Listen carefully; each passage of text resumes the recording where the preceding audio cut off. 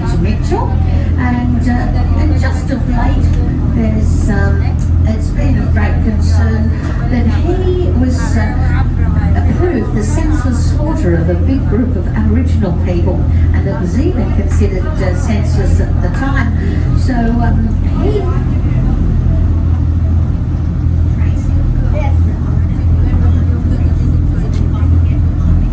he organised the senseless slaughter of all those Aboriginal people. So the people in the Bird Society of Australia have decided that the project of Cockatoo is not the edge of Double Bay, that has the bigger bay on the right, the smaller on the left, and all the tall buildings of Bondi Junction over in the distance behind it. It's a nice shopping spot, but the designer labels had their boutiques here originally, so those of us who couldn't afford to shop here very naughtily nicknamed it Double Bay, Double Pay.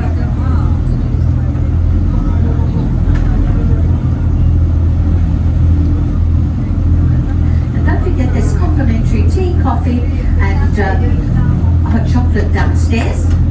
And oh, if you look back at Darling Point, you can see it now. Do look back at Darling Point. There's a little sandstone jetty over there. There's long rectangular windows. It's freestanding, not attached to the house next door, and only has a 5.5 metre frontage. It's sold, I think it was about 12 years ago for $8 million, so I don't know what it'll be worth now.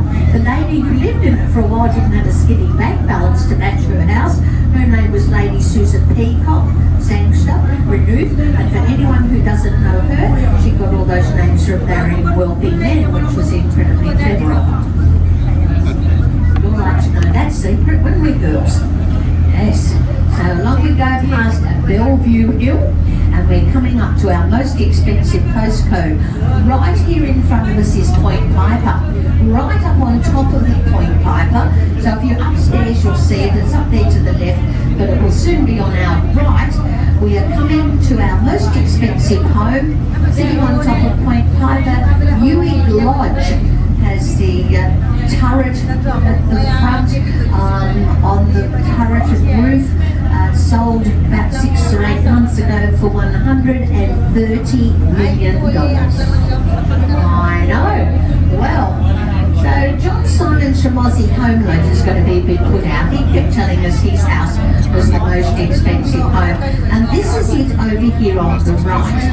So behind that orange roof boat shed, the boat's just going past it now.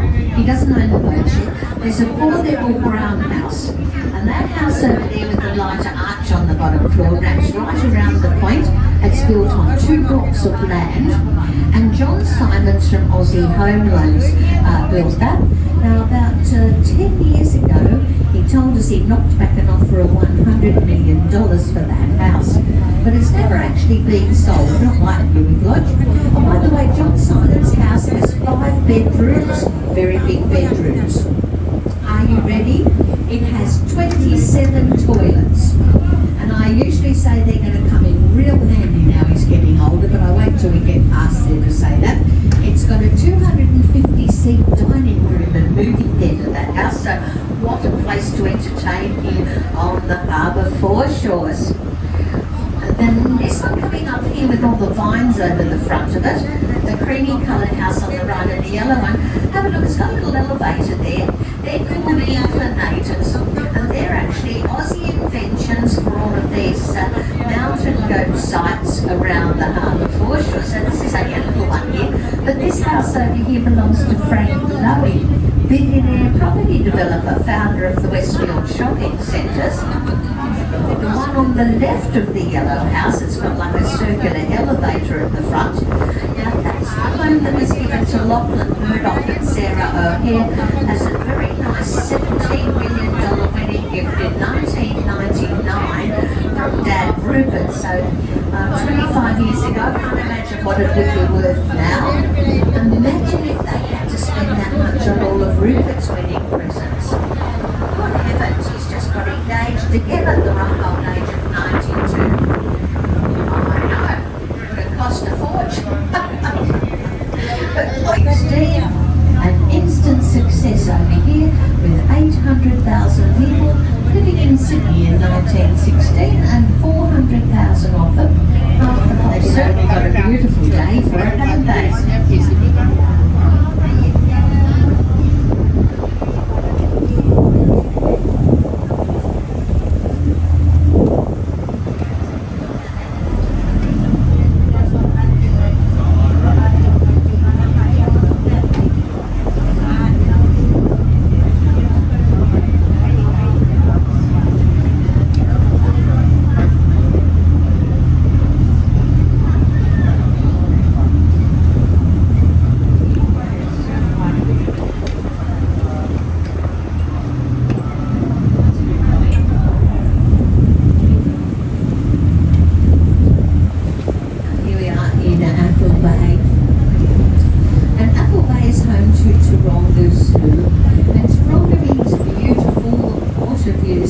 Certainly does enjoy those.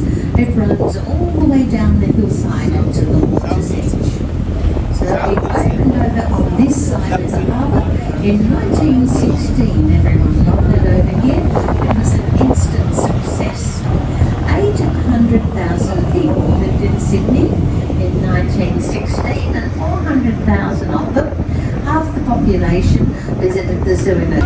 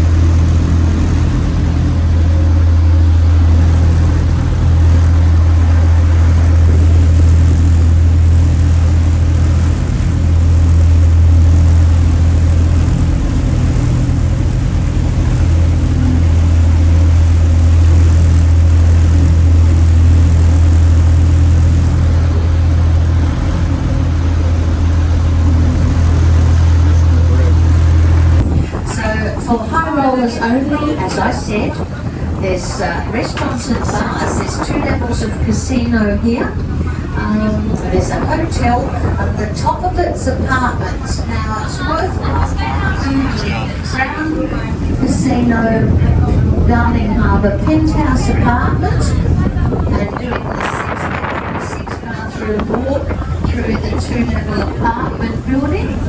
It's on the market for $110 million. Wealthy Sydney villas put a deposit on the property.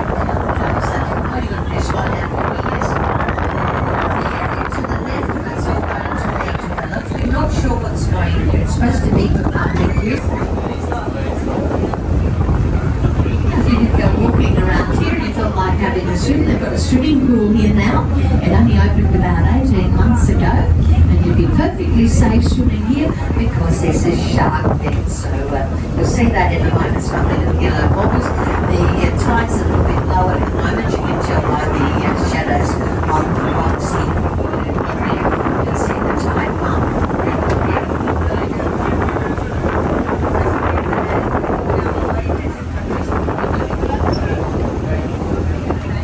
So here's the in here to the right. There you go. There's our swimming area here at Barangaroo. There's a few people enjoying sitting on the rocks in the sunshine. We had people sitting earlier. And then we come down to the piers towards Walsh Bay. So these have a heritage listing. Did you see it? Heritage listings mean that the facade of the building must remain the same. So these don't actually cater to modern day shipping. So 8 and 9 have been converted to offices. Now 6 and 7 escape the heritage listing, and it's apartments with you recognise the area over here as well. That's inside these walls, as are parts of NCIS. Their offices are inside the wall here. It was over here on the right in 1900 that they caught 44,000 rats in this small area around the wharf back to the rock escarpment. They had a bounty on their head. They were carrying the bubonic plague.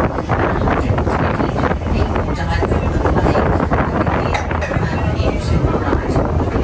And we come back to the bridge.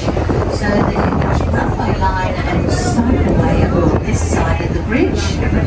There are people coming down. There's a Luna Park. It's our 1930s style fun park. It's built on what was the workshop area for the bridge as a thank you to the people of Sydney for their tolerance during the building. Luna Park, oh, you should have looked them up. It's had so many faces. This is not too bad, this face. When I was a little girl, it had a really ugly face with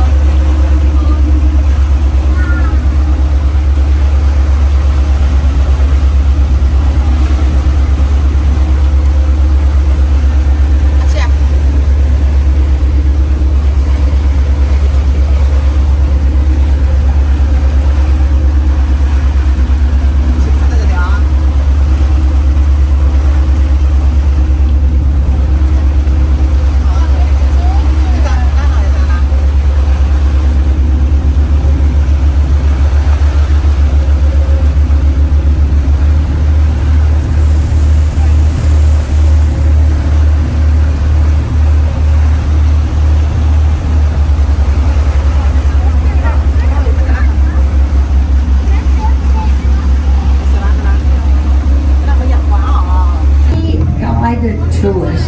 Free is always wonderful if you're on holidays, and they're excellent tours to do. So you grab a ticket from the gatehouse. This one, go up Macquarie Street and you'll get to that. Looking in here, you're probably wondering why this is called Circular Quay, but it's quite obviously a semicircle. But it started off as semicircular quay and we shortened it like we shorten everything else. So that's what Circular Quay. So we know what we're talking about. It's just confusing for all of you. If you are walking back to the station, have a look at the footpath. There's little brass markers that show you where the shore line ran in 1788 and then in 1844 when they started to fill this all in to become the semi-circular quay that it is today.